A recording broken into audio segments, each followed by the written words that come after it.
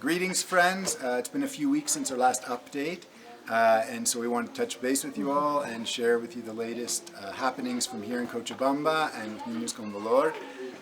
Here in Bolivia, the number of cases of coronavirus have tripled since our last update, and yet, compared to a lot of the other countries in the region, we're still relatively low in terms of cases. And so with that in mind, last week, the government started to roll out a flexible quarantine. And what they've done is they've basically categorized every municipality in the country as high, moderate, or low risk, and based on that, either lifted or haven't lifted restrictions. Cochabamba, being a big city, is still considered a high-risk zone, and so all the restrictions that I mentioned in the last update are still being enforced.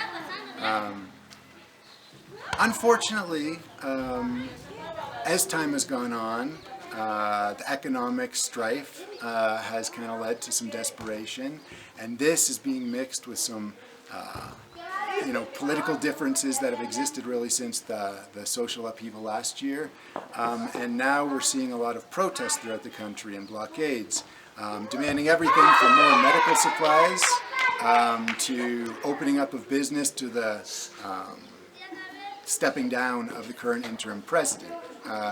And so it's starting to cause a little bit of attention. And here in Cochabamba, there's one blockade that is affecting us, is affecting everybody quite a bit in the south. They've cut off the regional landfill site, and it basically means that in addition to dealing with the sanitary crisis because of the coronavirus, we now have garbage filling the streets. And so everyone is hoping and praying that there will be a prompt and peaceful response to that really soon. Here at ninosconvalor, we're pretty much continuing along with our quarantine routine that I shared before. Our kids continue to take their classes and lessons and do their homework virtually.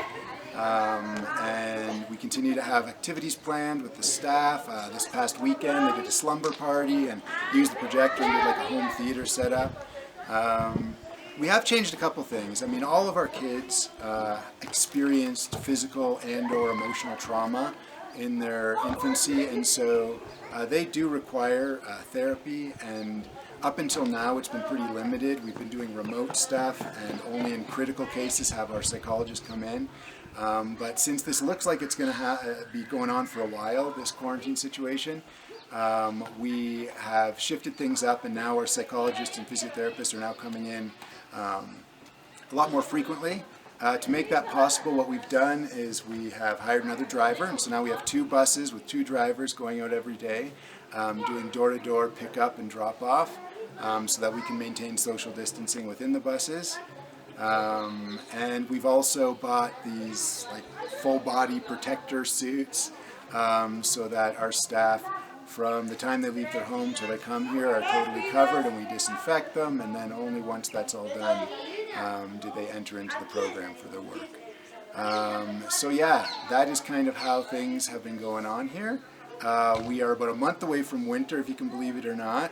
Right now it's nice and warm, but at night it drops to around 43 degrees, 6 degrees Celsius. We don't have heating, and so we're bundling up at night, and during the daytime coming out and soaking up as much of the sun and heat as we can. So yeah, that's the latest update, and we'll be back in a couple weeks to share some more.